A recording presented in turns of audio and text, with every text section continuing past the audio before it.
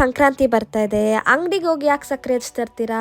ಮನೇಲೆ ಇಷ್ಟು ಪರ್ಫೆಕ್ಟ್ ಆಗಿ ಸಕ್ಕರೆ ಹಚ್ಚಿ ಹೆಂಗ್ ಮಾಡೋದು ನೋಡೋಣ ಬನ್ನಿ. ಪಾತ್ರೆಗೆ 1 ಲೋಟ ಸಕ್ಕರೆ, 3/4 ಲೋಟ ನೀರ್ನ ಸೇರಿಸಿ ಸಕ್ಕರೆನ ಕರಗಿಸ್ಕೊಳ್ಳೋಣ. ಕರಗಿ 1 ಕುದಿ ಬಂದ್ಮೇಲೆ ಅರ್ಧ ಬಟ್ಲು ಹಾಲ್ನ ಸೇರಿಸ್ಕೊಳ್ತಾ ಇದ್ದೀನಿ. ಇದು 1 ಕುದಿ ಬಂದ್ಮೇಲೆ ಇದನ್ನ ಸೋಸ್ಕೊಳ್ಬೇಕು. ಇದನ್ನ ಸ್ಟವ್ ಮೇಲೆ ಇಟ್ಕೊಳ್ಬೇಕು. ಇದನ್ನ 1 ಕುದಿ ಕುದಿಸ್ಬೇಕು. ಇದು 1 ಕುದಿ ಬಂದಾದ್ಮೇಲೆ ಅರ್ಧ ಕಪ್ ಮೊಸರನ್ನ ಸೇರಿಸ್ಕೊಳ್ಬೇಕು. ಇದು ಕೂಡ 1 ಕುದಿ ಬಂದಾದ್ಮೇಲೆ ಇದನ್ನ ಕೂಡ ಸೋಸ್ಕೊಳ್ಬೇಕು. ತಳ ಇರೋ ಪಾತ್ರೆಗೆ ಅಂದಾಜ್ 1 ಲೋಟ ಸಕ್ಕರೆ ನೀರ್ನ ಸೇರಿಸ್ಕೊಳ್ತಾ ಇದ್ದೀನಿ. ನಾ ಬಿಡದೆ 7 ರಿಂದ 8 ನಿಮಿಷ ಕೈ ಆಡ್ತಾ ಇರ್ಬೇಕು. 7 ರಿಂದ 8 ನಿಮಿಷ ಕೈ ಆಡಿದ್ರೆ ಈ ಬಣ್ಣಕ್ಕೆ ಟರ್ನ್ ಆಗುತ್ತೆ. ಈ ಕಲರ್ಗೆ ಟರ್ನ್ ಆಗಿದ್ ಕೂಡ್ಲೆ ಅಚ್ಚಿಗೆ ಸುರ್ಕೊಳ್ಬೇಕು. ನಾವು ವಿಡಿಯೋ ಮಾಡೋ ಅಷ್ಟು ಹೊತ್ತು ಸ್ಟಾರ್ಟಿಂಗ್ ಇಂದ ಎಂಡ್ ವರ್ಗು ನನ್ನ ಅಜ್ಜಿ ನನ್ ಜೊತೆಲೆ ಇದ್ದು ಗೈಡ್ ಮಾಡಿದ್ದಾರೆ. ನಿಮಿಷ ಆದ್ಮೇಲೆ ಚಾಕುನಲ್ಲಿ ಈ ತರ ಎಕ್ಸೆಸ್ ಇರೋದನ್ನೆಲ್ಲ ತೆಕ್ಕೊಂಡ್ಬಿಡೋಣ. ಅಚ್ಚನಕ್ಕೆ ಓಪನ್ ಮಾಡಕ್ ಹೋಗ್ಬೇಡಿ. 10 ನಿಮಿಷ ಆದ್ಮೇಲೆ ಅಚ್ಚನ ತೆಕ್ಕೊಳ್ಳಿ. ತರ ಬರೀ ಸಕ್ಕರೆಲ್ ಅಷ್ಟೇ ಅಲ್ಲ, ಬೆಲ್ಲದಲ್ಲಿ ಕೂಡ ಅಚ್ಚ ಮಾಡ್ತಾರೆ. ಬೆಲ್ಲದ ಅಚ್ಚ ಬೇಕಂದ್ರೆ ಕಮೆಂಟ್ ಮಾಡಿ ತಿಳಿಸಿ, ಅದು ಕೂಡ ಮಾಡಿ ತೋರಿಸ್ತೀನಿ. ಕಂಪ್ಲೀಟ್ ಆಗಿ ತಣ್ಣಗಾದ್ಮೇಲೆ ಹೆಬ್ಬೆಟ್ ಸಹಾಯದಿಂದ